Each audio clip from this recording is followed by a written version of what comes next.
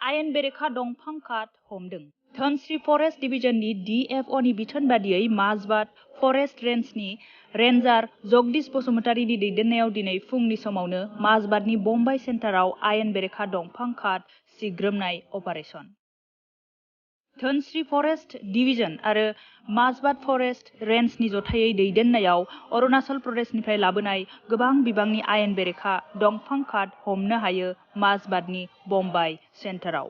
अरुणाचल प्रदेशनि आयेन बेरेखा दंफां काट हमनो मोननाय दंफां काटआ गासै 150 केबि लोगोसे गंसे दंफां हाग्रा हुन्डा मेसिनबो हमनो हादों होननानै फोरमायो माजबाद फरेस्ट रेन्जनि मिन्टु बर'आ। उननि समावबो बेबायदि आयेन बेरेखा दंफां काट फालांगि मावग्राफोरनि सायाव गोख्रों सिग्रोमनाय अपारेशनखौ खालामबाय थागोन होननानै बुङो माजबाद फरेस्ट रेन्जनि मिन्टु बर'आ। हमनो मोननाय अरुणाचल प्रदेशनि हाजोनि आयेन बेरेखा दंफां काटखौ जिख्रि, लालिपमा आरो बेसेन गोसा दंफांनि काट होननानै मिथिनो मोननाय जादों।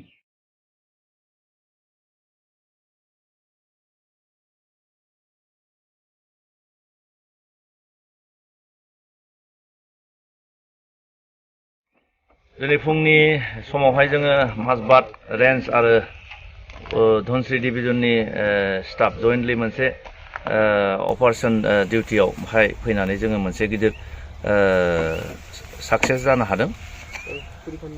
साक्सेस जानो हानाय माने जाहोनानो जाहैबाय जोंनि माने हाग्रा ओनसोलावहाय गोबां माने दंफां अरुणाचलनिफ्राय दाननानै जमा खालामनानैहाय साइकेलजों बा गारिजों फानहरनाय खौरांखौ जोङो साननैसो आगोलनिफ्राय जों खोनानो मोनदोंमोन। थारैनो जों बे जायगायावहाय फैनानै मोनसे गिदिर साक्सेस खालामनो हादों।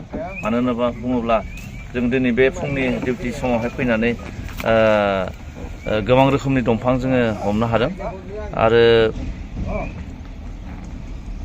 दिनैनि बे जोंजों हेफाजाब होफैनाय जोंनि धोनस्री डिभिजननि स्टाफ बिथांमोनखौ जों साबायखर बावनांगोन। मानो होनबा बिथांमोनहा फुङावनो फैनानै जों दिनै फुंनि 6 रिंगानिफ्रायनो जोङो अपारेशनखौ स्टार्ट खालामदोंमोन।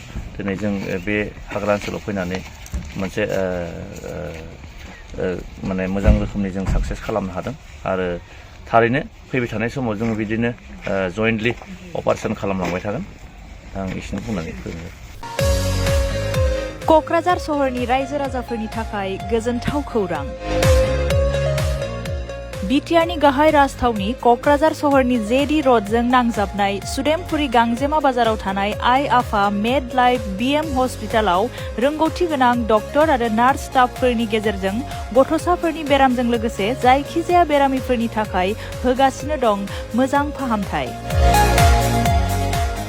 बे हस्पिटालाव नोंथांमोनहा गोबां फाहामथाय खाबुफोर मोननो हागोन। 24/7 emergency service, laboratory, pharmacy, pediatrics, medicine, gynaecology, dental, urology, dental x-ray, play area, x-ray, sonography, OT, ICU, NICU, PICU नि खाबुफोरखौ मोननो हागोन। आइ आफा मेड लाइफ BM हस्पिटाला 24 घन्टा जेब्लाबो खुलायै थागोन आरो लांलाय लाबोलायनि एम्बुलेन्सआबो मोजाङै सार्भिस थागोन। आबुङै खौरां लाहरनो थाखाय 9101 655 430 8822 688 026 जानबुं नम्बराव खौरां लाहरनो हागोन।